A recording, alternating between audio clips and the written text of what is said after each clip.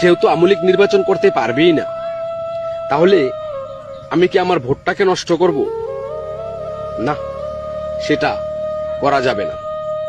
কারণ আপনি একটা হিসেব করে দেখেন, বর্তমানে আমি একটা হিসেব করেছি, বাংলাদেশে বর্তমানে 3 কোটি ভোটার আছে যারা শুধু আওয়ামী লীগকে ভোট দিত।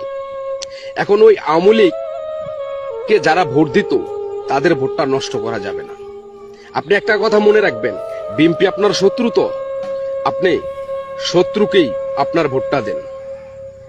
কারণ বিএনপি বাংলাদেশের ক্ষমতায় আসলে অন্তত পক্ষে আপনার দেশপ্রেমটা বেঁচে থাকবে, কিংবা আপনার মাতৃভূমিটা কখনো চিৎকার করে হাহাকার করে বলবে না যে কাকে বাংলাদেশের ক্ষমতায় বসালেন।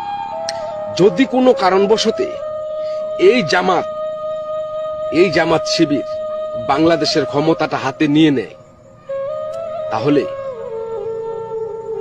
যেমন লাঞ্ছিত হবে তখনকার 2 লক্ষ মা বোন, 30 লক্ষ শহীদ, বিদায় যাবে তাদের এই নিঃস্বার্থে জীবন দেওয়াটা।